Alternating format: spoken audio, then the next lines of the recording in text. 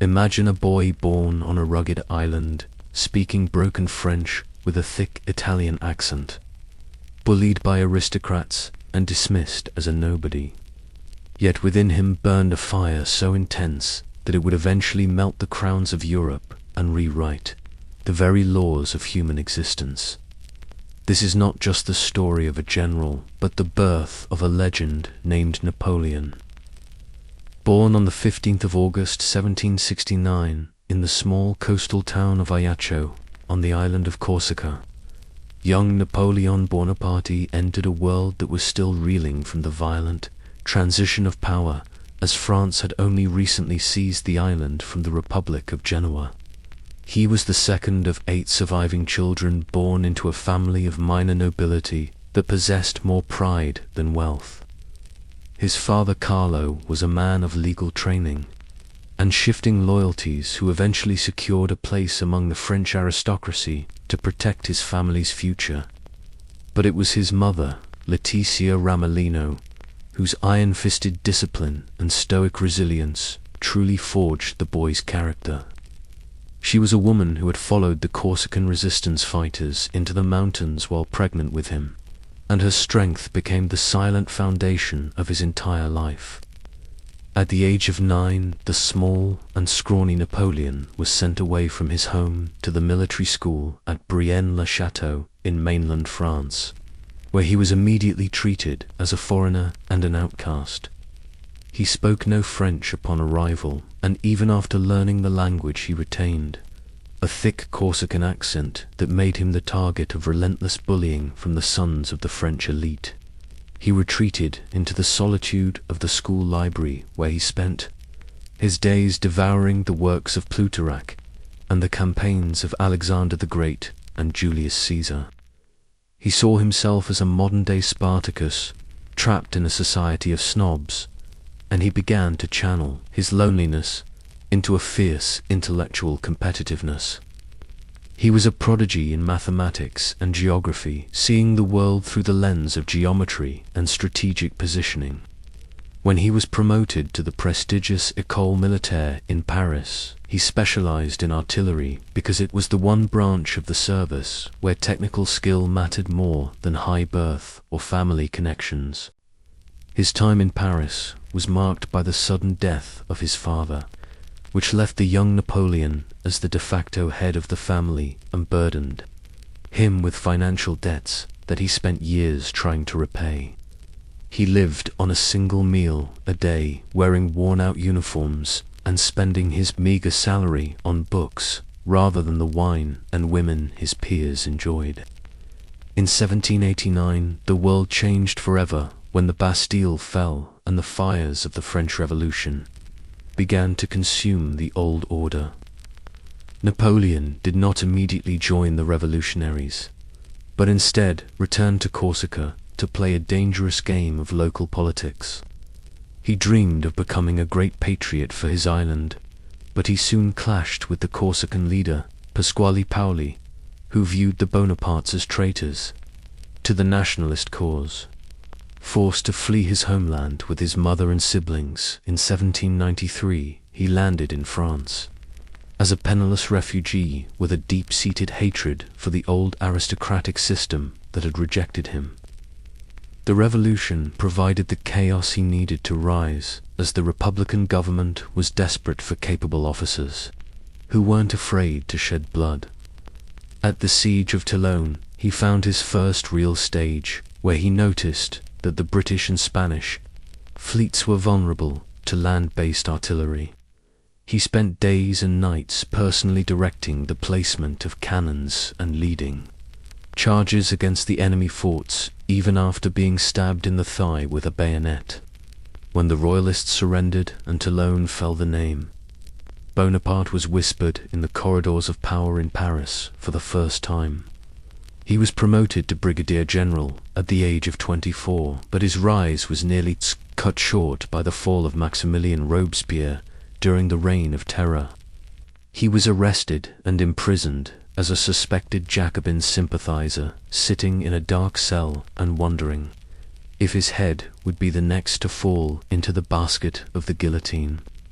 But fate intervened, and he was released only to find himself roaming the streets of Paris without a command or a purpose until the 13th of Vendemiaire. When a royalist mob threatened to topple the revolutionary government, the politicians turned to the artillery officer from Toulon. In a moment of panic, Napoleon did not hesitate and ordered his men to clear the streets with a whiff of grape shot, leaving hundreds dead but securing the survival of the Republic. His reward was the command of the army of Italy, which at the time was nothing more than a collection of 38,000 starving, demoralized men who lacked shoes, muskets, and hope. He arrived in Nice and looked at this ragged force and didn't see a failure but an opportunity. He told them that he would lead them into the most fertile plains in the world, where they would find honor, glory, and riches beyond their imagination. He crossed the Alps with a speed that baffled the Austrian and Sardinian generals, who were used to the slow and gentlemanly warfare of the 18th century. In a series of lightning strikes at Montenotte and Millesimo, he defeated his enemies before they could even unite their forces. At the bridge of Lodi, he personally led the storming party through a storm of lead and fire, earning the title of the Little Corporal from his admiring soldiers, who saw that their commander was willing to die alongside them. He entered Milan as a conqueror, but he behaved like a king, negotiating treaties and creating new republics while sending wagons filled with looted Italian gold and art back to the empty treasury in Paris. He became a master of propaganda, creating his own newspapers to spread the story of his victories and building a legend that made him more popular than the government he served. His campaign in Italy was a masterpiece of maneuver and psychological warfare, culminating in the surrender of Mantua and the humiliation of the House of Habsburg. By the time he returned to Paris, the people saw him as a savior, but the ruling directory saw him as a threat to their own power. They decided to send him to Egypt to strike a blow against Britain's trade routes to India, hoping he would either conquer the East or die in the attempt. He sailed across the Mediterranean with a fleet of hundreds of ships carrying not just soldiers but scientists, artists, and archaeologists, who would rediscover the secrets of the pharaohs. He stood under the shadow of the pyramids and told his men that 40 centuries of history were watching them as they pulverized the Mameluke cavalry. But the sea had a different plan, and Lord Nelson's British fleet destroyed the French ships at the Battle of the Nile, leaving Napoleon and his army stranded in the desert. He marched his men into Syria, fighting the plague and the heat. But the siege of Acre broke his momentum, and he realized that his dream of becoming another Alexander the Great in the East was over. Leaving his army behind, he slipped through the British blockade in a small ship and arrived in France to find the government in total collapse and the people crying for a strong hand to lead them. On the 18th of Brumaire, he staged a coup d'état that was awkward and nearly failed, but his brother Lucien's quick thinking saved the day. At 30 years old, Napoleon was now the first consul, the supreme leader of France, and he set about rebuilding the nation with the same intensity he used on the battlefield. He created the Bank of France, stabilized the economy, and began the work on the Napoleonic Code, which would eventually become the legal foundation for half of the world. But the kings of Europe could not tolerate a revolutionary on a throne, and they marched against him once again. He crossed the Great St. Bernard Pass in the dead of winter, sitting on a mule and dreaming of the plains of Marengo,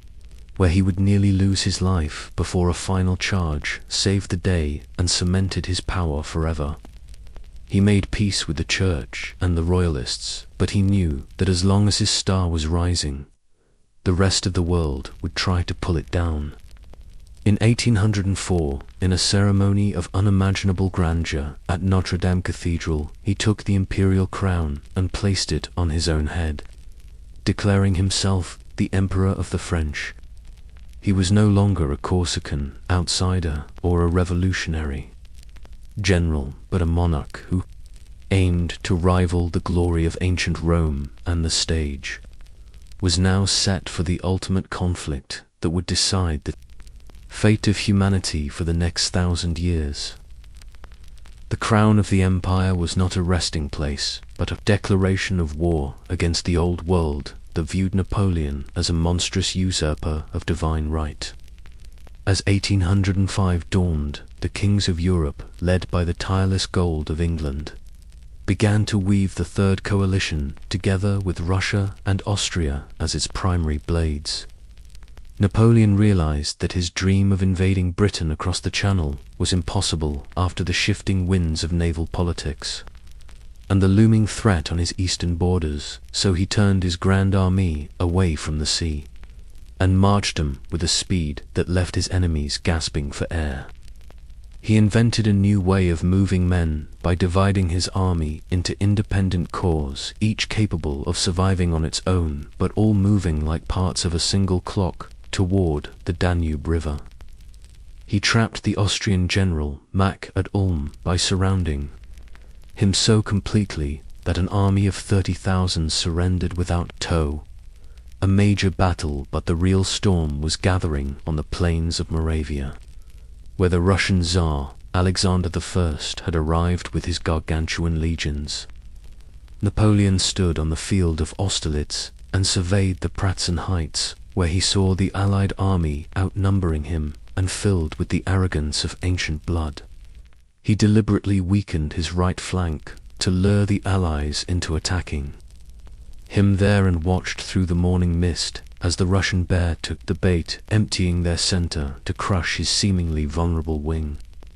Then, in a moment of tactical perfection that would be studied for centuries, he ordered Marshal Soult to seize the Pratzen Heights, with a thunderous uphill charge that sliced the Allied army in half, while the sun of Austerlitz broke through the clouds to witness the destruction. The retreat of the Allies turned into a massacre as French cannons shattered the ice of the Sachin ponds, drowning thousands of soldiers and ending the Third Coalition in a single day of brilliance. This victory made him the master of Central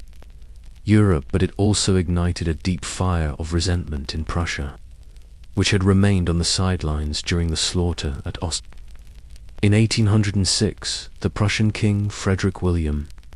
III, pushed by his Queen Louise and the memory of Frederick the Great, issued an ultimatum for Napoleon to withdraw behind the Rhine. The emperor did not negotiate, he unleashed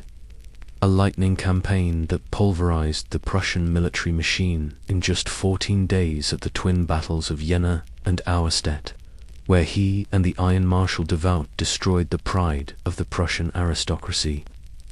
Napoleon entered Berlin in triumph and marched through the Brandenburg Gate, where he began to construct the continental system, a massive economic blockade intended to starve England into submission by closing every port in Europe to British trade.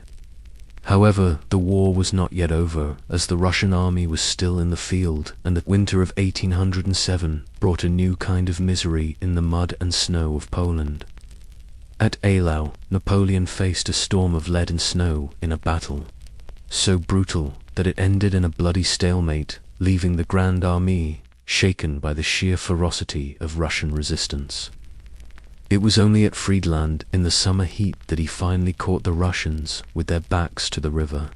and slaughtered them with his superior artillery, forcing the Tsar to sue for peace. At Tilsit, the two most powerful men on earth met on a raft in the middle of the Neman River, where they embraced and divided Europe between them like a cake, creating a temporary peace that left Napoleon at the absolute zenith of his power. He was now the protector of the Confederation of the Rhine and the creator of the Duchy of Warsaw, but his ambition began to veer into a dark arrogance as he looked towards Spain and Portugal to close the final gaps in his economic wall. He believed he could replace the Spanish Bourbons with his brother Joseph as easily as he had won at Austerlitz. But he was walking into a quagmire of religious fanaticism and guerrilla warfare that would bleed France dry for the next 6 years. The uprising in Madrid on the 2nd of May was met with the Mameluke cavalry and the firing squads, but the fire of resistance spread through the mountains, where every peasant became a killer and every village a fortress, while Spain burned Austria, took heart from French difficulties, and declared war again in 1809, forced Napoleon to race back to the Danube, where he suffered his first major personal defeat at the Battle of Austerlitz. The death of his close friend, Marshal Lannes, at Ostbone, left him in a state of deep grief, but he recovered his focus and clinching a massive victory at Wagram by using a battery of 100 cannons to blast through the Austrian center. Though he won the war, he realized his hold on Europe was becoming more expensive, and his marriage to Josephine was failing to provide the heir his empire needed. So he made the cold political decision to divorce the woman he loved and marry Marie-Louise of Austria to bind the Habsburgs to his dynasty. The birth of his son, the King of Rome, in 1811 seemed to secure the future, but the continental system was causing the Tsar to grow restless, and the old alliance of Tilsit was beginning to rot from within. As Russia reopened its ports to British goods, Napoleon began to gather the largest army human history had ever seen. Nearly 600,000 men from across 20 nations for a march into the heart of the East, believing that a single decisive battle in the wilderness would finally bring the world to his feet and secure his legacy as the ultimate ruler of the modern age. The crossing of the Niemen River in June 1812 was the beginning of the most ambitious and ultimately most tragic military operation in human history. As 600,000 men from across every corner of Europe marched into the vast silent interior of Russia, they found not the glorious confrontation they expected, but a void of scorched earth and empty villages, where the Russian army under General Davout and later Prince Kutuzov retreated deeper and deeper into the wilderness. Napoleon's logistical machine, which had mastered the small battlefields of Germany and Italy, began to break under the weight of Russian space as the sweltering heat of the summer turned the roads into dust bowls, killing thousands of horses and soldiers from heat stroke and typhus before a single shot was fired. The emperor chased a ghost across the landscape until he finally reached the fields of Borodino, where the Russians stood their ground in a defensive position of terrifying strength. The battle was a brutal slaughterhouse of frontal assaults and massive artillery duels, where the earth shook under the weight of 1,000 guns and 40,000 Frenchmen fell in a single day of blood. But Napoleon refused to commit his Imperial Guard to secure a total victory, allowing the Russian army to slip away into the mist. When he finally entered Moscow, he expected a delegation of nobles to offer him the keys to the city, but instead he found a hollow shell inhabited by criminals and madmen who, at the order of Governor Rostopchin, began to set the city on fire. For 3 days Napoleon watched from the Kremlin as his prize turned to soot and ash, realizing too late that his presence in the heart of Russia was not a conquest but a trap. He waited for 5 weeks for a letter of peace from Tsar Alexander. That never came, while the first frosts of autumn began to harden the ground and signaled the arrival of winter. The retreat began in October, but the route back was a graveyard of ambition as the first snowflakes turned into a blinding white hell and the temperature plummeted to 30 degrees below zero. The Grand Armée became a trail of starving skeletons who fought over the meat of frozen horses and collapsed in the snow to be stripped by Cossacks who hovered like vultures on the horizon. At the crossing of the Beresina River, the tragedy reached its peak as the remnants of the army fought a desperate rearguard action, while thousands of stragglers and camp followers drowned in the icy waters when the bridges were burned to prevent pursuit. Napoleon left the army in a carriage to race back to Paris to secure his throne leaving behind a frozen wasteland littered with the bones of 500,000 men who would never see France again. The news of the disaster shattered the myth of his invincibility and emboldened the kings of Europe to rise for a final struggle as Prussia and Austria abandoned their forced alliances to join Russia and England in the Sixth Coalition. Napoleon worked with a frantic energy to build a new army of teenage boys known as Miraculouses, but he lacked the veteran cavalry he had lost in the snows of the East. He won at Lutzen and Bautzen in 1813 through sheer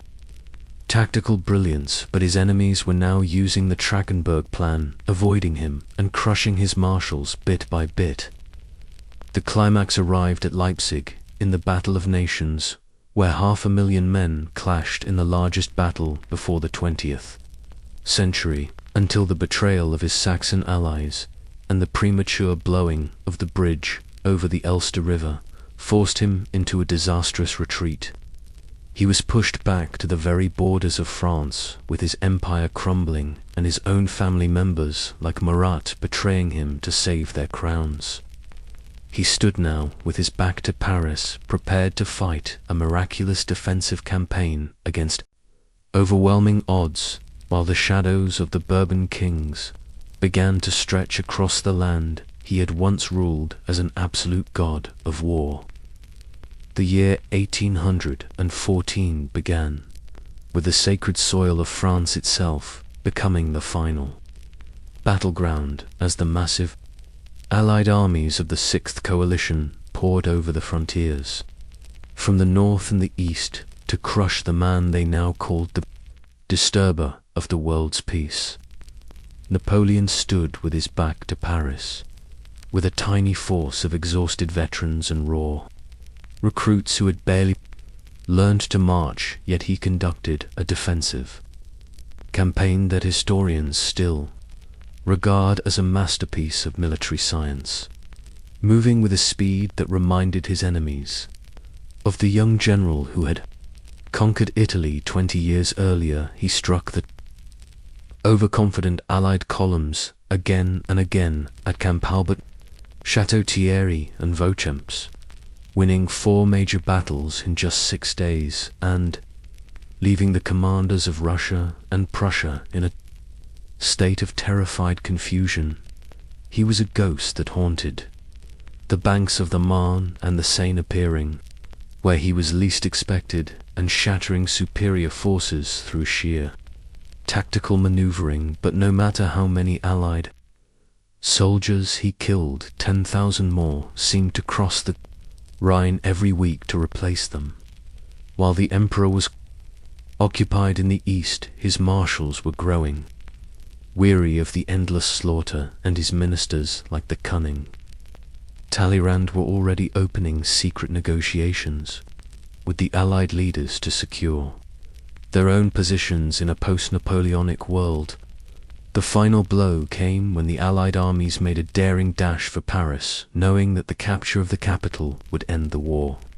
regardless of Napoleon's victories in the field. On the 30th of March, 1814, the battle for Paris raged on the heights of Montmartre, and by the next day, the white flag of the Bourbons was flying over the city as the Empress Marie-Louise and the King of Rome fled into the countryside. Napoleon was at Fontainebleau when he heard the news, and he immediately prepared to march on the capital to burn it,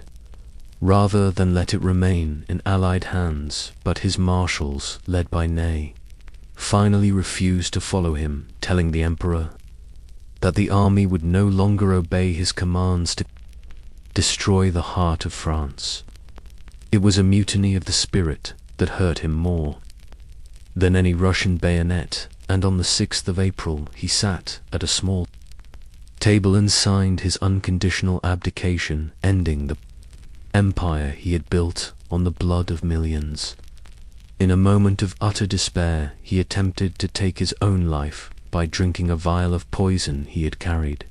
since Moscow, but the drug had lost its strength and he was forced to endure the humiliation of survival. He said a tearful farewell to his old guard in the courtyard of Fontainebleau, kissing the imperial eagle while hardened veterans wept openly, and then he was escorted south to the coast to begin his exile on the tiny island of Elba. The Allies had granted him the sovereignty of this small rock in the Mediterranean, thinking that the man who had ruled from Lisbon to Moscow would be content with a kingdom of 20 miles, but Napoleon spent his days on Elba not in retirement but in preparation. He watched as the returned Bourbon king Louis XVIII alienated the French people by trying to restore the old privileges of the nobility, and as the Allies at the Congress of Vienna began to quarrel over the spoils of his empire. On the 26th of February 1815, he slipped away from Elba with a handful of followers in a small flotilla and landed on the coast of France at Galfon, beginning the most extraordinary episode in human history known as the Flight of the Eagle. As he marched north through the Alps, he encountered the 5th Regiment sent by the king to arrest him, and he stood before them alone, opening his grey overcoat and telling the soldiers that if they wanted to kill their emperor, they should fire now, but instead they shouted, "Long live the emperor," and joined his ranks. This scene repeated itself in every town and village as he approached Paris, while the king fled toward the Belgian border, and the newspapers that had called him a monster only days before now heralded the return of the savior of France. He entered the Tuileries Palace on the shoulders of the cheering mob and reclaimed his throne without firing a single shot, but the kings of Europe immediately declared him an outlaw and gathered their armies for a final crusade to end the Bonaparte legend forever.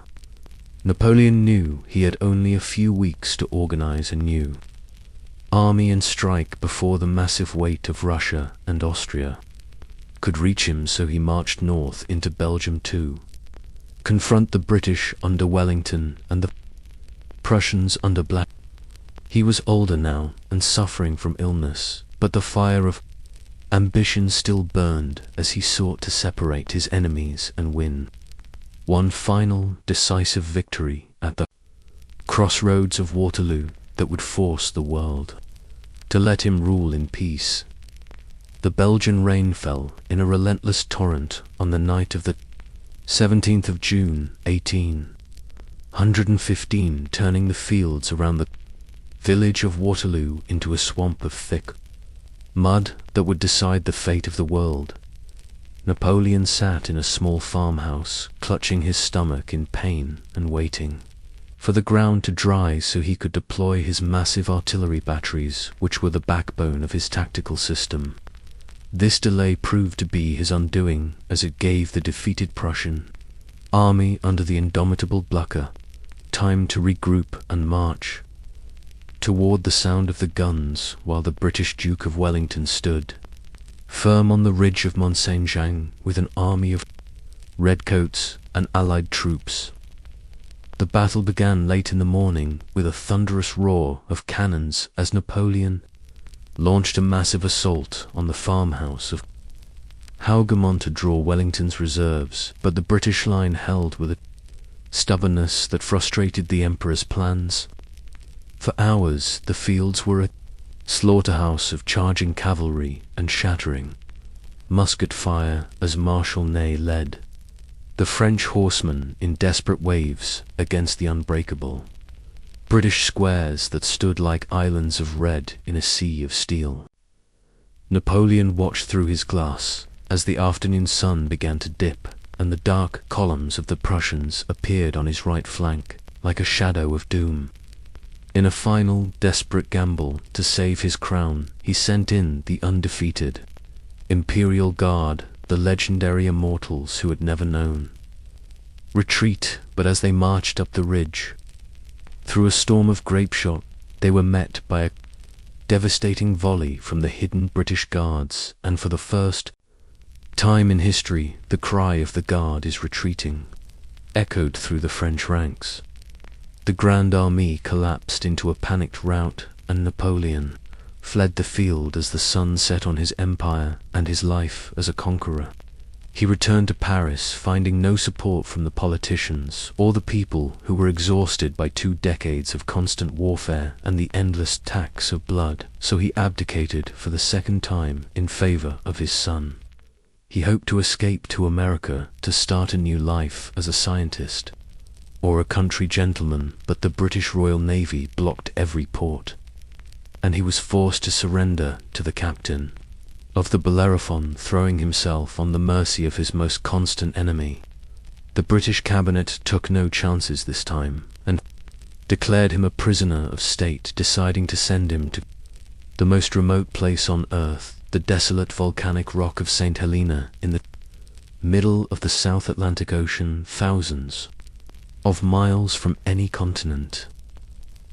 He arrived at the island in October 1815 and was confined to a damp and windswept house called Longwood, where he was guarded by thousands of soldiers and a fleet of ships to ensure the eagle would never fly again.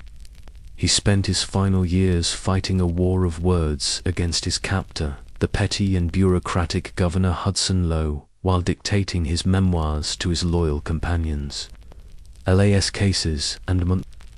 he used these writings to craft the Napoleonic legend, portraying himself not as a tyrant, but as the savior of the revolution and the architect of a united Europe based on laws and equality. He suffered from failing health and the isolation of the rock, and his thoughts often drifted back to the plains of Italy and the woman he had loved, Josephine, whose name was forever on his lips. He died on the 5th of May, 1821, at the age of 51, of stomach cancer, or perhaps of a broken heart, his last words being France, the army, the head of the army, and Josephine. His body was buried in a nameless grave on the island until 1840, when King Louis-Philippe ordered his remains to be returned to France in a ceremony of national mourning that saw millions line the streets of Paris to welcome their emperor home. He was laid to rest under the magnificent golden dome of Les Invalides in a massive sarcophagus of red quartzite, where he remains the most visited figure in French history. Yet his real legacy was not buried with him, but lived on in the modern world he helped forge through the Napoleonic Code, which remains the basis for civil law in over 40 countries, and the systems that opened careers to talent rather than birth. He was a man who rose from the dust of a small island to sit on the most powerful throne in human history, and though he died a prisoner, his name remains the ultimate testament to the power of the human will to defy fate and reshape the world in its own image. The military victories of Napoleon were spectacular flashes of lightning that eventually faded, but his work as a legislator was the enduring thunder that changed the social fabric of the Western world forever. As first consul, he realized that France was a chaotic patchwork of over 300 different legal systems, inherited from the Middle Ages, where laws changed as often as a traveler changed horses, and he determined to replace this mess with a single, logical, and accessible civil code. He chaired dozens of meetings with legal scholars, personally arguing over clauses and bringing a soldier's bluntness to the complexities of property rights and family law. The result was the Napoleonic Code of 1804, which established the revolutionary principle of equality before the law, meaning that no man was born with privileges that placed him above his neighbor, regardless of his title or his wealth. It protected the right to own property and the freedom of religion, while also simplifying the process of divorce and making the state, rather than the church, the ultimate authority over civil life. However, the code also reflected Napoleon's authoritarian streaks as it reinforced the power of the husband over the wife and limited the rights of children, making the family a miniature version of his own centralized state. He exported this legal system to every land his armies touched, from the Netherlands to the Italian states and the Confederation of the Rhine, shattering the old feudal hierarchies that had kept peasants in bondage for centuries. Even after his fall, the code was so efficient and fair that many nations chose to keep it or adapt it rather than return to the old ways, making it the most influential legal document since the time of the Roman Empire. He also founded the Legion of Honor to reward merit and service to the state, whether in the military or in the sciences, ensuring that a man's worth was measured by his actions and not by his ancestors. His administrative genius created the system of prefects and the Central Bank of France, which stabilized the currency and allowed for a level of bureaucratic efficiency that the kings of the past could only dream of. He viewed the nation as a giant machine that required a single strong hand to guide its gears, and though his critics called him a dictator, he argued that he was providing the order and stability that the people had craved after the bloody chaos of the Reign of Terror. His educational reforms established the lycées, or state secondary schools, to train a new generation of civil servants and officers, based on intellectual ability rather than aristocratic birth. In his mind, he was not destroying the revolution, but fulfilling it by institutionalizing its greatest gains and pruning its most violent excesses, creating a model for the modern nation-state that would be emulated across Europe and South America. He was the first modern ruler to understand the power of a unified national identity, and his work in education, law, and administration provided the glue that held France together through the turbulent century that followed his exile. As we look at the foundations of modern society, from our courtrooms to our school systems, we find the fingerprints of the Corsican officer who believed that a ruler's greatest monument was not a palace of marble, but a code of laws that guaranteed justice for the common man. The Grand Army was not merely the product of one man's genius, but was held together by the blood and brilliance of the 26 marshals of the empire, who were a collection of soldiers of fortune and sons of commoners, promoted by Napoleon on the singular basis of their courage and competence on the field of battle. At the heart of this brotherhood was Davout, known as the Iron Marshal, who was, perhaps, the most capable and disciplined of them all, a man of stern character and absolute loyalty, who famously defeated a Prussian army 3 times his size at the Battle of Austerlitz, while Napoleon was fighting the main force at Jena. Davout was a master of logistics and training who demanded the highest standards from his men and never lost a battle in his entire career, serving as the unbreakable pillar of the empire's northern defenses. Then there was Michel Ney, the bravest of the brave, a man of fiery temperament and red hair, who rose from the ranks of the hussars to lead the most daring charges of the Napoleonic Wars. Ney was the hero of the retreat from Russia, where he personally picked up a musket to fight as the last man in the rearguard, protecting the starving survivors from the Cossack lances, but his fiery nature also led him to tragic mistakes such as the ill-fated cavalry charges at Waterloo that broke the strength of the French horsemen against the British squares. Napoleon's relationship with his marshals was one of mutual glory and deep tension, as he rewarded them with titles of duke and prince and vast estates across Europe, but he also demanded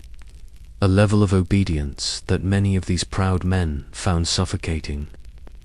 Joachim Murat, the king of cavalry and Napoleon's brother, was a flamboyant figure who rode into battle, wearing leopard skins and ostrich feathers, wielding a sword, but he was also a man of shifting loyalties who eventually betrayed Napoleon to save his own throne in Naples, only to be executed by a firing squad in the end. Jean Lance was one of the few men who dared to speak to Napoleon as an equal, using the familiar "tu" and his death at Austerlitz was the first time the world saw the emperor weep in public as he held the dying Marshal in his arms on the battlefield. The Marshals were the instruments of the emperor's will, but they were also human beings who grew tired of the endless march and the constant tax of blood, and when the coalition armies reached Paris in 1814, it was the Marshals who finally confronted Napoleon at Fontainebleau and forced him to abdicate to save France from total destruction. Yet even after his fall, the legend of the Marshals lived on, as their names were inscribed on the walls of the Arc de Triomphe, and their families became the new aristocracy of France, proving that under Napoleon, a blacksmith's son or a stable boy could become a prince of the realm, if he had the heart to seize glory through the smoke of 100 battles. They were a diverse group of personalities ranging from the scholarly Suchet to the brutal Massena and the reliable Soult, and together they represented the unleashed energy of a meritocratic society that had shattered the old world's reliance on noble birth. As Napoleon looked back on his life from the rock of St. Helena, he often criticized his marshals for their failures, but he knew that without their swords he would have remained a lonely Corsican officer instead of the master of a continent who had commanded the most formidable war machine the world had ever seen. While Napoleon's boots were firmly planted on the soil of Europe and his grand army seemed invincible on land, he was constantly haunted by the vast blue horizon of the seas where the wooden walls of the British Royal Navy stood as the ultimate barrier to his global ambitions. He understood that to truly defeat England he had to cross the narrow stretch of the English Channel and land his veterans on the shores of Kent, but his naval commanders were often terrified of the aggressive tactics of British admirals who had spent their lives at sea, while French sailors were often trapped in blockaded ports. The shadow of Horatio Nelson had first darkened Napoleon's path in Egypt, where at the Battle of the Nile, the British admiral had destroyed the French fleet and left the emperor stranded in the desert sands. But the final climax of this naval struggle arrived in October 1805 at the Battle of Trafalgar. Napoleon had ordered Admiral Villeneuve to break out of Cadiz to support his operations in Italy, but Nelson was waiting with a revolutionary plan to break the traditional line of battle by sailing his ships directly into the French and Spanish fleet to create a chaotic melee of close quarters cannon fire. As Nelson's famous signal that England expects every man to do his duty flew from the masts of the Victory, the sea became a hell of splintering wood and roaring broadsides that shattered the naval power of France for a generation. Although Nelson fell to a sniper's bullet on his quarterdeck, his victory was so absolute that Napoleon was forced to abandon his dreams of a naval invasion and instead turned to the continental system to try and strangle British commerce through an economic blockade. He poured immense resources into rebuilding his navy in the shipyards of Antwerp and Venice and Toulon, dreaming of a day when 100 French ships of the line would sweep the Channel clear, but he lacked the seasoned officer corps and the naval tradition that allowed Britain to maintain its grip on the world's oceans. The war at sea was a silent struggle of blockades and privateers, where British sailors lived for years on salt beef and hardtack,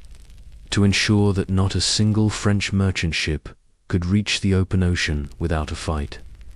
Napoleon's frustration with his admirals grew into a deep resentment as he accused them of cowardice and lack of vision, not realizing that naval warfare required a technical expertise and a spirit of independence that his centralized military system often stifled. This naval failure was the primary reason why the Spanish also remained so painful, as the British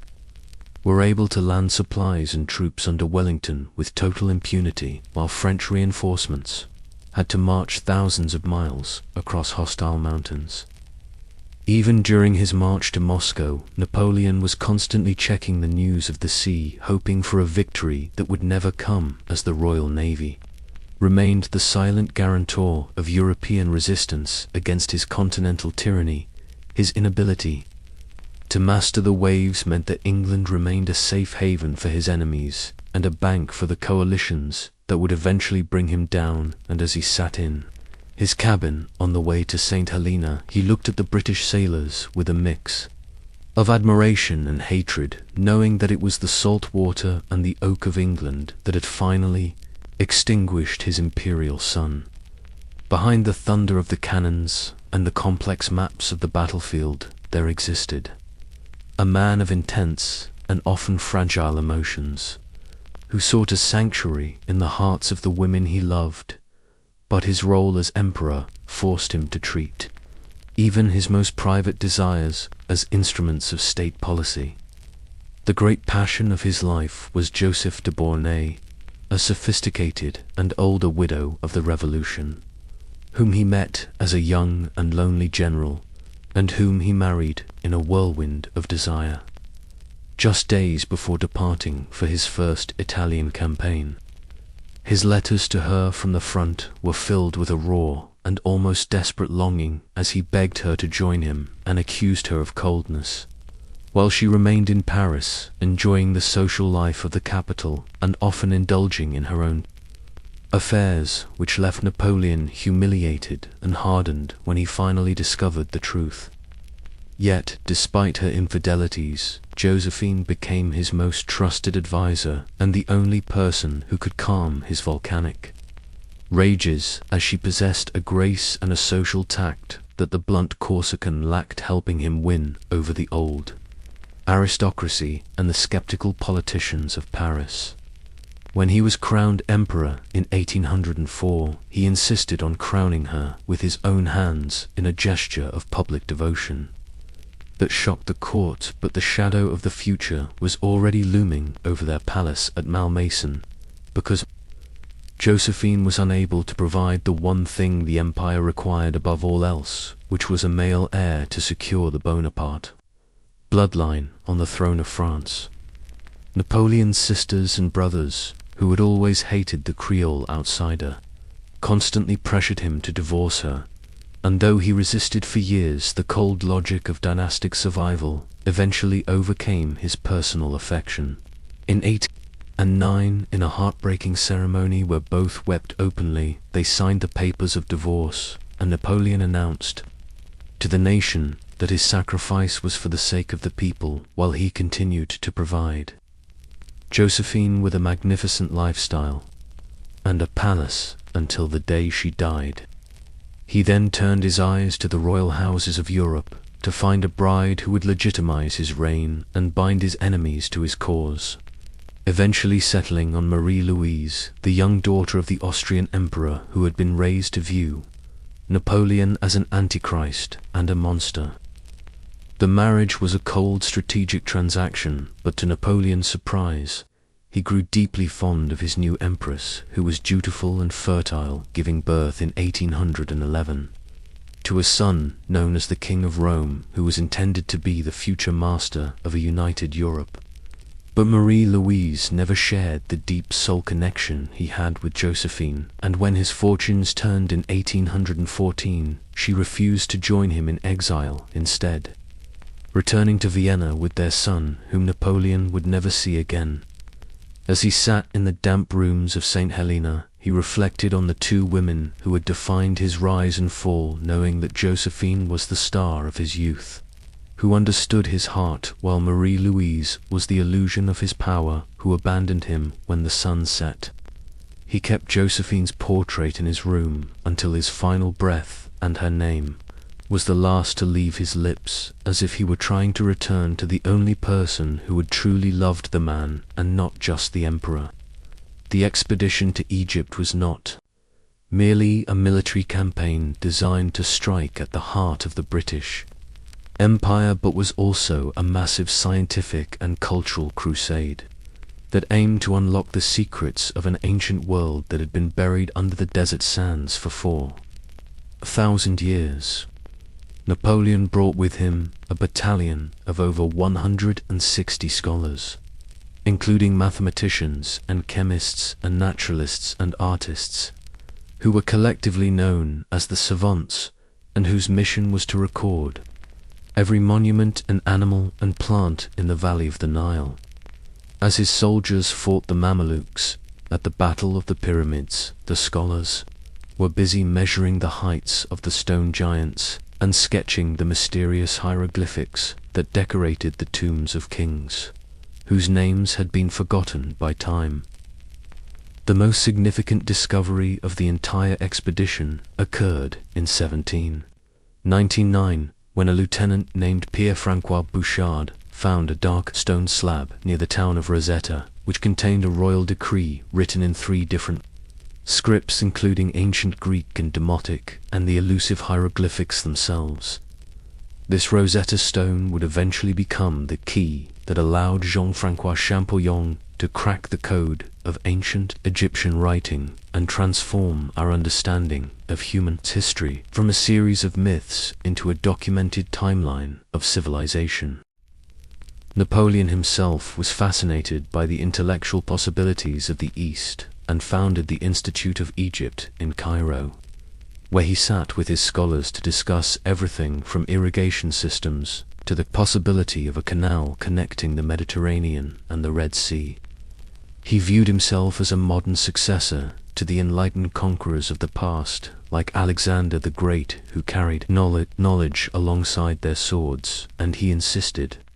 that his artists produce the monumental work known as the Description, D.L. Egypt,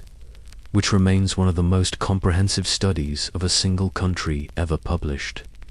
His scholars discovered the zodiac of Dendora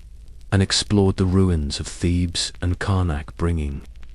back to Europe a fever of Egyptomania that would influence architecture and fashion and furniture design for decades to come. Even though the military phase of the campaign ended in failure and Napoleon had to abandon his army to return to France, he considered the scientific achievements to be his greatest legacy in the East, as they established the foundations of the modern science of archaeology. His interest in the sciences was not limited to Egypt, as he also patronized the great mathematicians of France, like Laplace and Lagrange, and even offered a prize to anyone who could discover a way to preserve food for his soldiers, which led to the invention of canning. He viewed the pursuit of knowledge as an essential part of the glory of the empire,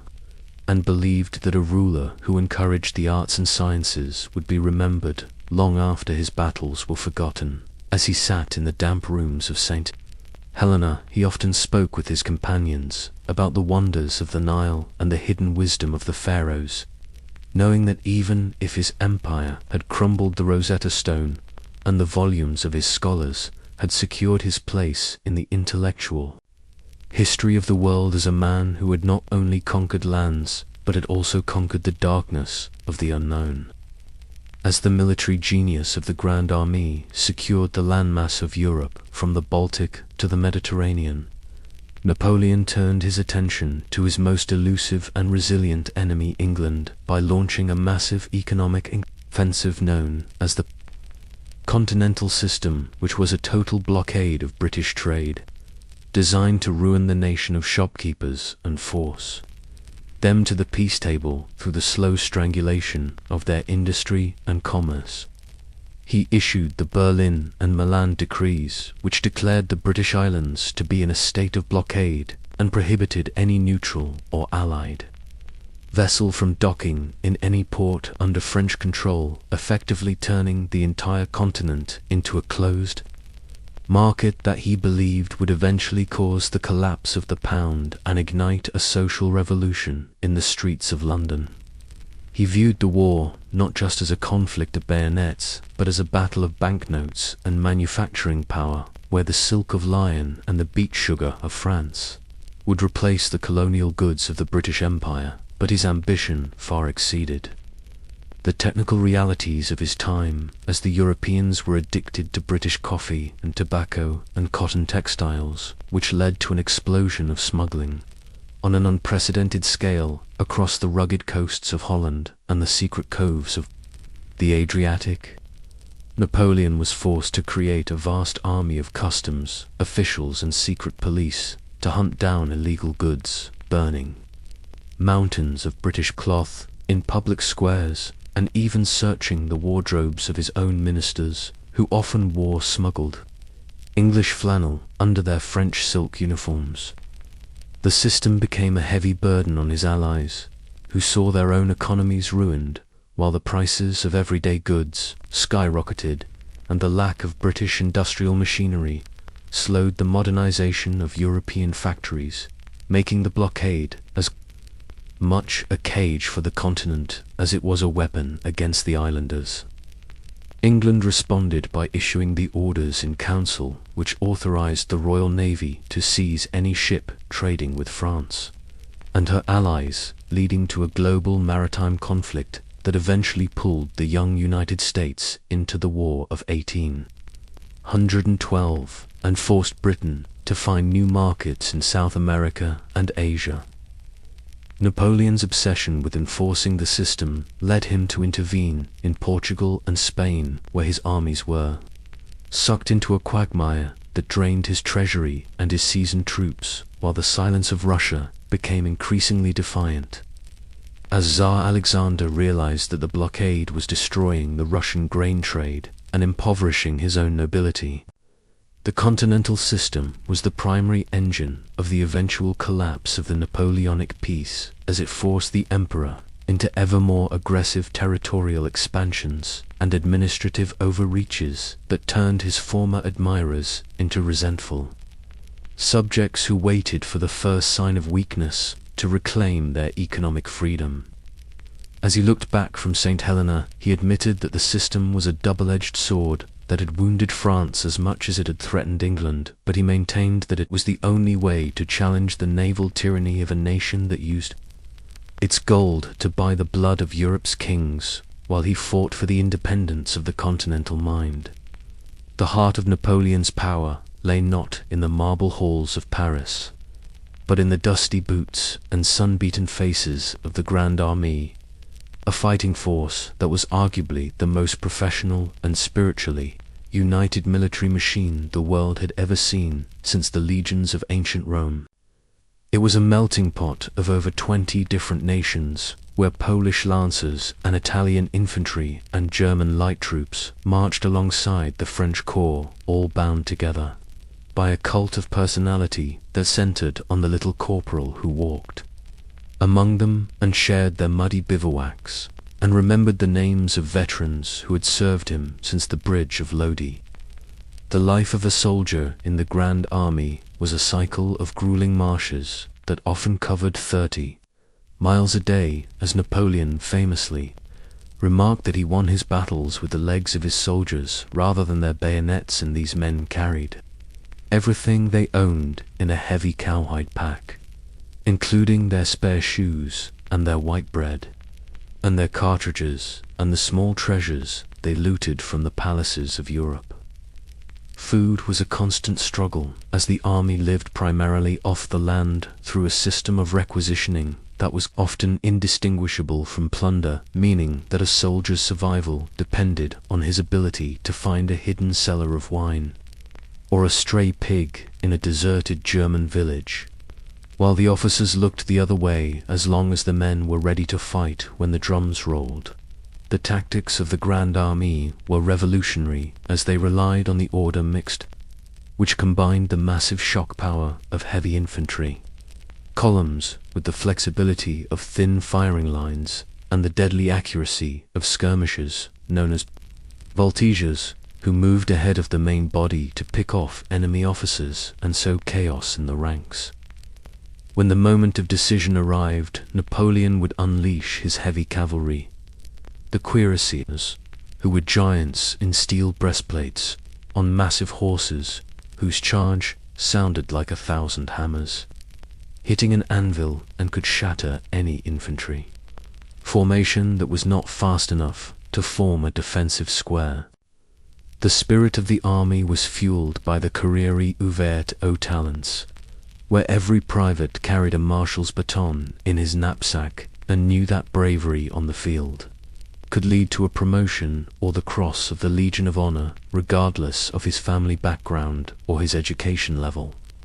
This meritocracy created a fierce sense of competition and pride among the different regiments, particularly the Imperial Guard, who were the elite of the elite and who were treated like gods by the rest of the army and like terrors by their enemies, because they only entered the battle when the situation was most desperate and they never knew the meaning of retreat. Yet beneath the glory was the horrific reality of Napoleonic medicine, where a wound to a limb usually meant a swift amputation with a saw and no anesthesia, while the Surgeon General Dominique Larry invented the first flying ambulances to rescue men from the thick of the fight, even under enemy fire. The soldiers expressed their frustrations and their love through songs and cynical jokes, calling themselves the grognards or grumblers, because they felt entitled to complain to the emperor's face about their lack of tobacco or their late pay, and he, in turn, loved them for their bluntness and their courage. As they marched toward Russia in 1812, they believed they were invincible, but the bond between the leader and the LD was about to be tested by a cold that no human spirit could survive, and as the empire began to crumble, in the final years, many of these veterans remained loyal to the very end, refusing to serve the Bourbons and waiting for the eagle to return from the sea. Because for them, Napoleon was not just a general, but the man who had given their humble lives a meaning that would echo through history. While the Grand Army was busy redrawing the borders of Central Europe, a dark and festering wound was opening in the west known as the Spanish ulcer, which would eventually bleed the Napoleonic Empire of its finest soldiers and its most precious resources through a brutal war of attrition that the emperor never fully understood or respected. The conflict began with a treacherous diplomatic maneuver at Bayonne,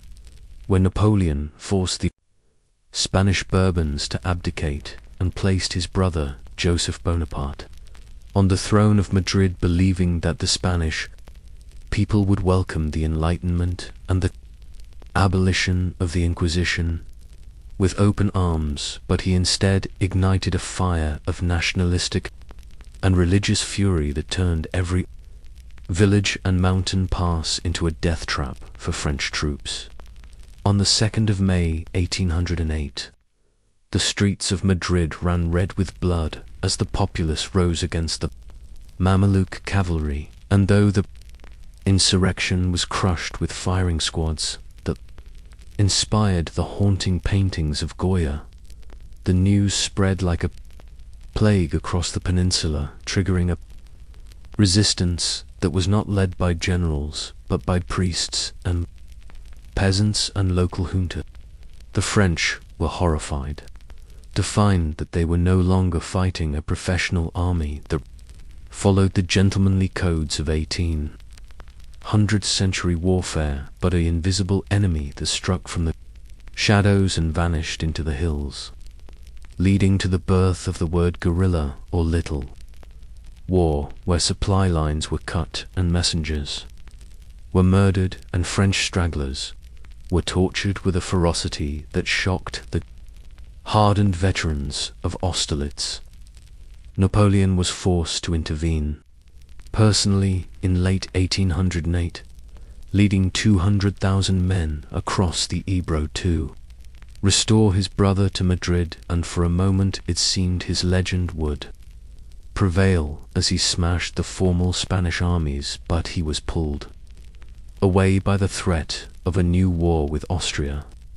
leaving his marshals to quarrel among themselves in a land where they controlled only the ground under their boots. England saw the opportunity and sent Sir Arthur Wellington with a small but disciplined expeditionary force that used the rugged terrain of Portugal and the defensive lines of Torres Vedras to defy the French advance, while the Royal Navy ensured that the British were always supplied by sea. The Spanish also required Napoleon to keep nearly 300,000 troops permanently stationed in the peninsula, draining the forces he desperately needed for his march on Moscow and creating a psychological fatigue among his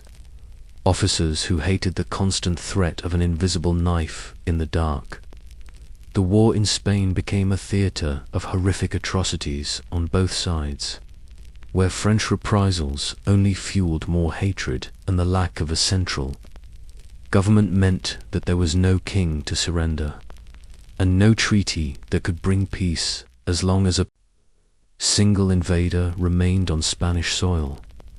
Wellington's methodical victories at Salamanca and Vittoria eventually pushed the French back toward the Pyrenees, but the real damage had already been done as the myth of French invincibility was shattered, and the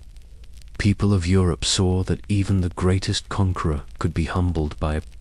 nation that refused to be ruled by a foreign hand.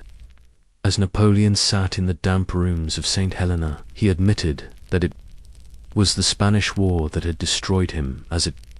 provided a base for the British and a beacon of hope for his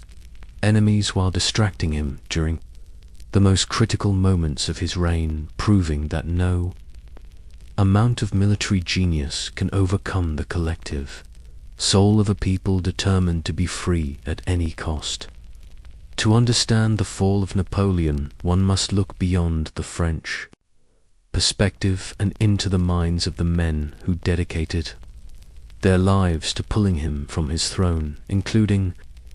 the cold and calculating Duke of Wellington, whose defensive brilliance became the anvil upon which the French hammer was broken. Wellington was the perfect antithesis to Napoleon, as he was a man of immense self-control and meticulous planning, who never lost his head in the heat of battle and who mastered the art of the reversal defense, where he hid his infantry from French artillery until the last possible second before unleashing a devastating volley that shattered the legendary French columns. Then there was the Prussian field. Marshal Gebhard Lebrecht von Blucher, a man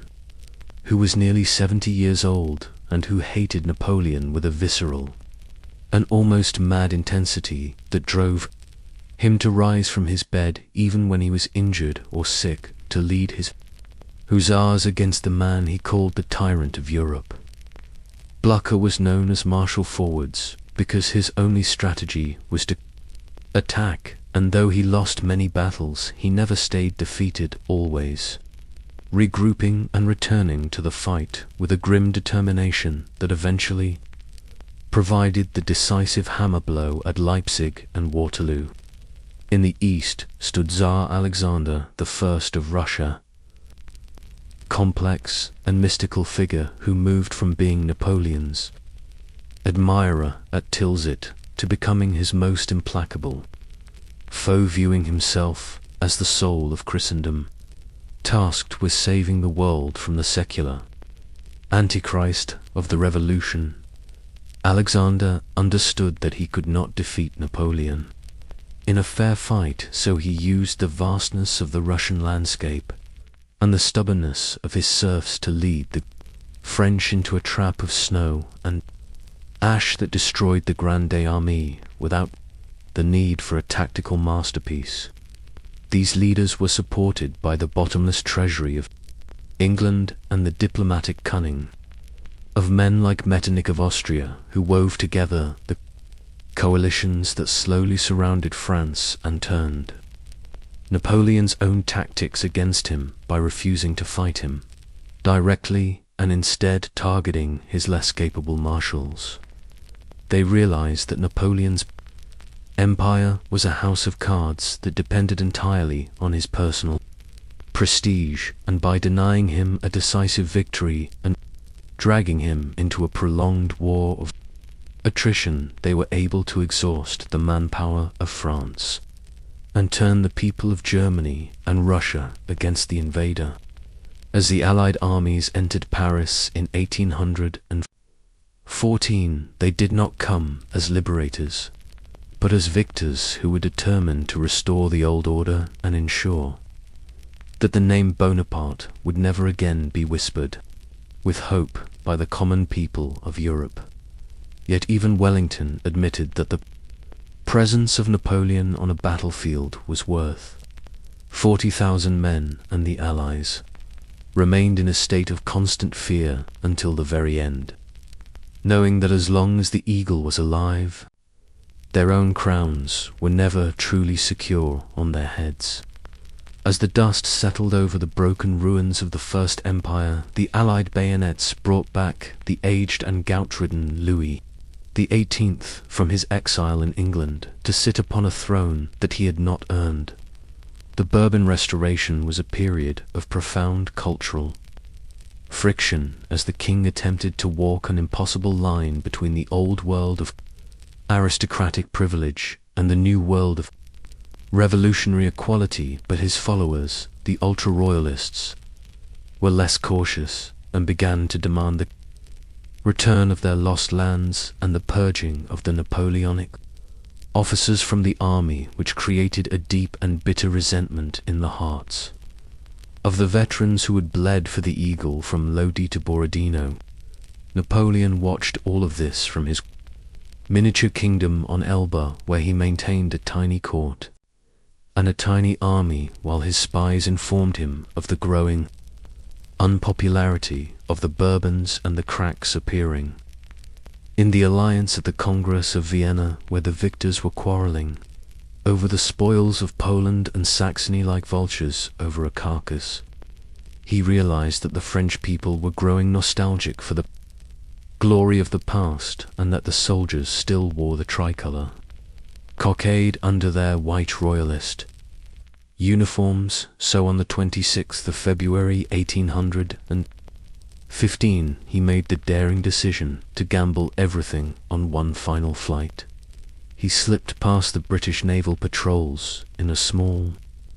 flotilla and landed on the shores of Gulf1 with only 1,000 men, beginning the most extraordinary march in human history known as the Flight of the Eagle, where he moved north through the mountains of the Alps to avoid the royalist strongholds in the Rhone Valley. The defining moment of this return occurred at the defile of Laffrey, where a regiment of royalist infantry stood across his path with loaded muskets and bayonets ready to end the rebellion, but Napoleon stepped out in front of his men alone and opened his grey overcoat, telling the soldiers that if there was one among them who wished to kill his emperor, he stood before them. Instead of a volley of lead, he was met with a thunderous cry of "Long live the Emperor," as the soldiers broke ranks to embrace their old leader, and the same scene repeated itself at Grenoble and Lyon, where Marshal Ney, who had promised the king to bring Napoleon back in an iron cage, instead fell into his master's arms in a fit of old loyalty. The Bourbon king fled to Belgium as Napoleon entered the Tuileries Palace on the shoulders of a cheering mob, reclaiming his empire without firing a single shot. But the kings of Europe were not moved by this romantic return, and immediately declared him an outlaw and a disturber of the world's peace. The Seventh Coalition was formed with a grim determination to finish the work of 1814, and Napoleon knew that his only hope was to strike before the massive weight of Russia and Austria could reach the Rhine. He issued a new and more liberal constitution to win over the Republicans, and organized a new army of the North composed of seasoned veterans who were eager for revenge, but he was older now and lacked the organizational genius of his former chief of staff, Berthier, who had died mysteriously in Germany. He marched into Belgium in June, hoping to surprise the British under Wellington and the Prussians under Blucher before they could unite their forces, and for a moment at Ligny and Cotter Brass it seemed his old magic was still intact as he beat the Prussians and pinned the British back. But the stage was being set for a final confrontation at a small ridge near the village of Waterloo, where the long-standing rivalry between the greatest general of France and the most stubborn commander of England would finally be settled in.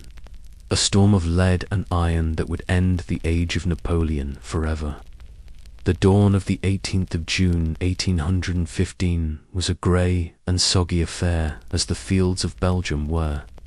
soaked by a night of torrential rain that forced Napoleon to delay his attack until the ground was firm, enough to move his heavy artillery. This pause was a fatal gift to the Duke of Wellington, who had positioned his multinational army on the reverse slope of a ridge near Mont-Saint-Jean, where he could hide his infantry from the devastating French barrages and wait for the promised arrival of the Prussians under Blucher. The battle began with a diversionary attack on the farmhouse of Hougoumont,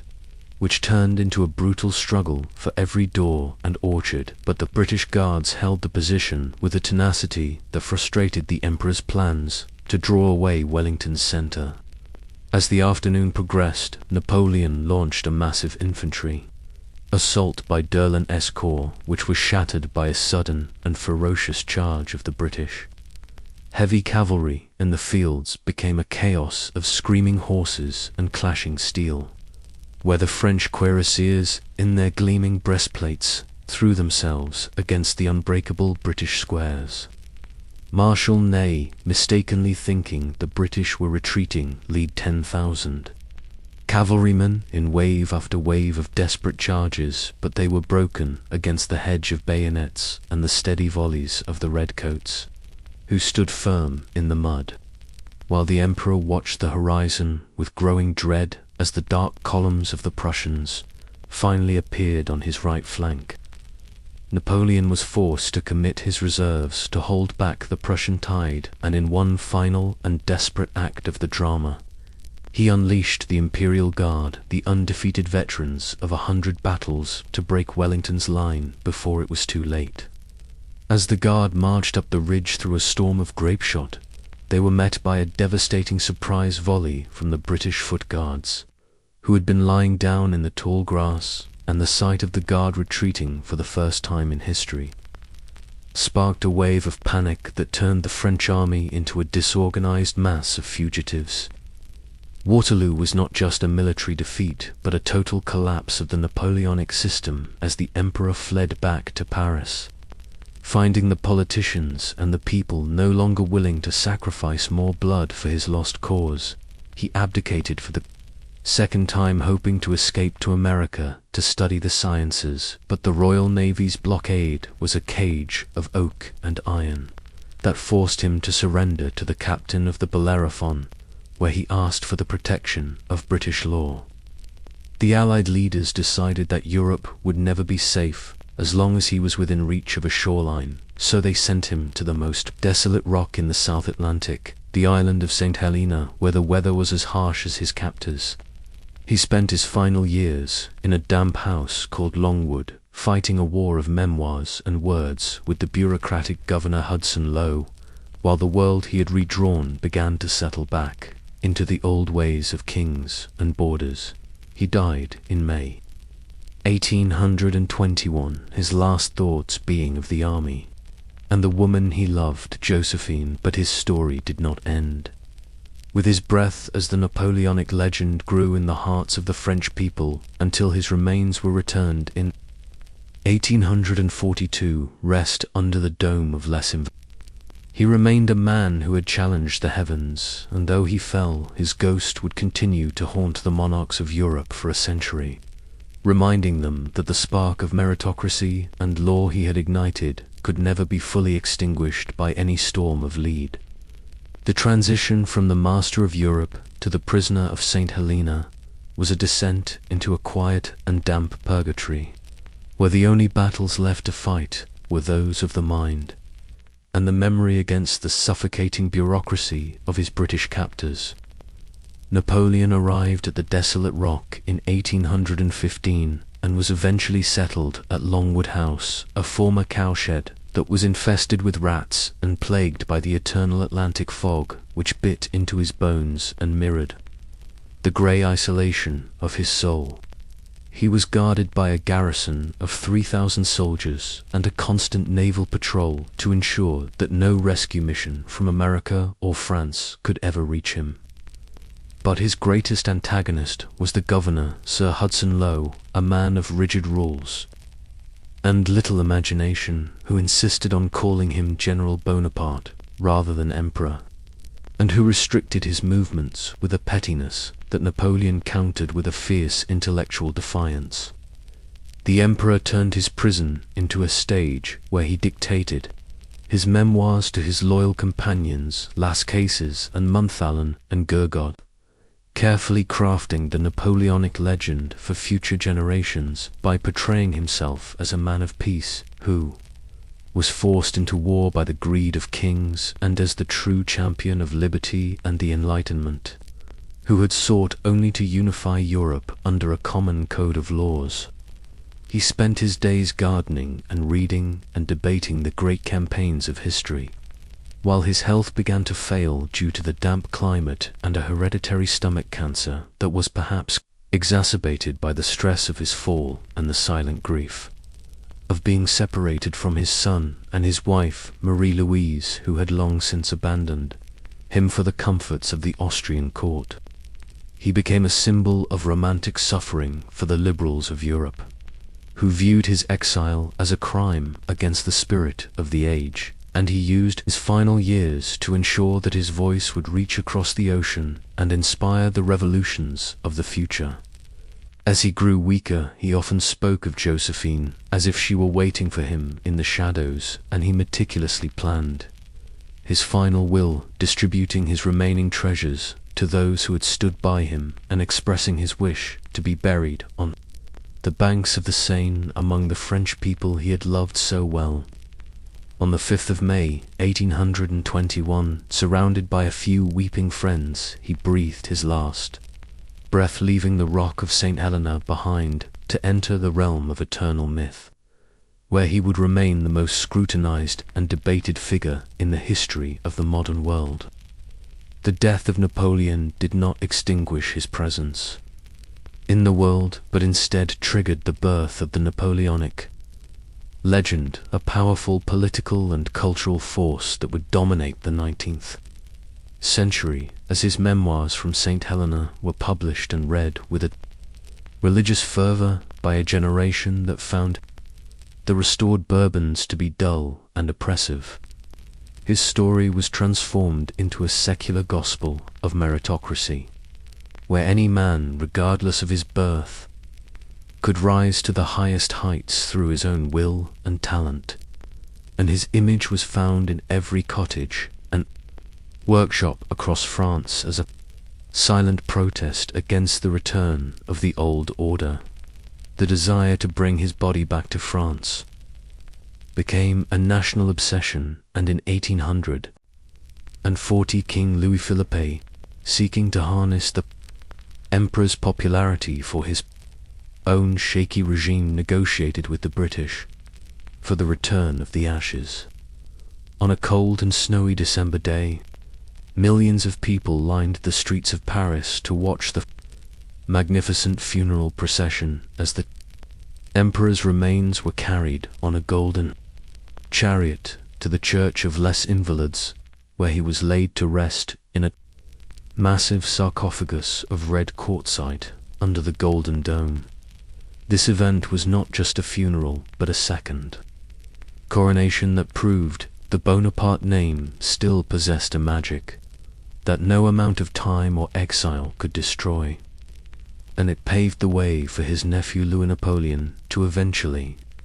rise to power as Napoleon III, showing that the shadow of the uncle was large enough to house another empire. The cult of the emperor influenced the arts and the literature and the music of the era, from the epic novels of Victor Hugo to the grand symphonies of Beethoven, who had originally dedicated his Eroica to Napoleon, and even the poets of Russia and England found themselves haunted by the scale of his ambition and the tragedy of his fall. He became the ultimate yardstick of human achievement, and every leader who followed him was measured against his shadow, while his military theories were codified by Clausewitz and Jomini and studied in every military academy from West Point to St. ensuring that his way of war would shape the conflicts of the century to come. He was the ghost that haunted the halls of every palace in Europe, a reminder that the world had changed forever, and that the age of absolute monarchs was dying under the weight of the laws and the spirit that the Corsican officer had unleashed upon the earth. As we look back from the perspective of the 21st century at the colossal life of Napoleon Bonaparte, we find a legacy that is woven into the very fabric of our modern existence, from the legal codes that govern our societies to the meritocratic systems that determine our careers, and the very map of the nations that compose the European Union. He was a man of profound contradictions, who was both a liberator and a conqueror, and a democrat and a dictator and a creator of order and a spreader of chaos, but his impact on human progress is undeniable, as he shattered the remnants of the medieval world and forced the modernization of administration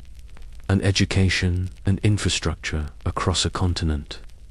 His Napoleonic Code remains the foundation of civil law for over 40 countries, and his establishment of the Legion of Honor and the system of prefects continues to define the French state, while his obsession with science and archaeology gave us the Rosetta Stone and the modern understanding of ancient Egypt. He was the first modern ruler to master the art of propaganda and the power of the national myth, and he demonstrated that a unified people could overcome any obstacle if led by a singular will, though his ambition ultimately led to the deaths of millions and his own tragic end on a lonely rock. His life remains the ultimate case study in the nature of power and the limits of individual genius, and it challenges us to ask whether the progress he achieved was worth the blood he spilled, or if the fire he ignited was necessary to burn away the rot of the old world. He stands today in the dome of Les Invalides, not just as a king or a general, but as a symbol of the human capacity to defy fate and rewrite the story of the world through sheer determination and intellect. And as long as we seek to understand the origins of the modern state and the complexities of leadership, we will continue to look back at the Corsican boy who dared to become an emperor. He was the bridge between the world of kings and the world of nations, and though he died a prisoner, his spirit remains at large in the courtrooms and the schools and the battlefields of our time, because once the world has seen the eagle fly, it can never truly forget the height of its reach. And so, the journey that began on the rugged shores of Corsica and traversed the burning sands of Egypt, the frozen plains of Russia, and the muddy slopes of Waterloo, finally reaches its rest beneath the golden dome of Les Invalides. Napoleon Bonaparte was more than just a man. He was a phenomenon, a force of nature that shattered the ancient chains of feudalism and gave birth to the modern age. He was a man of immense contradictions, a conqueror who brought war to every corner of Europe, yet a lawgiver whose civil codes continue to protect the rights of millions today. He proved that glory is not inherited by blood, but earned through merit, and that the human will is capable of defying destiny itself. Whether history remembers him as a visionary savior or a power-hungry tyrant, his impact is undeniable. We live in the world he helped draw, under laws he helped write, and within nations he helped define. Napoleon once said, "Death is nothing, but to live defeated and inglorious is to die daily." He chose a life of glory, and though he died a prisoner on a lonely rock, he was never defeated in the minds of those who dream of greatness. Thank you for joining us on this epic through the life and legacy of the Emperor. If this story has captivated you, be sure to subscribe to our channel and let us know in the comments which historical figure you would like to see us cover next. Until then, keep exploring the past, for it is the only mirror in which we can truly see our future.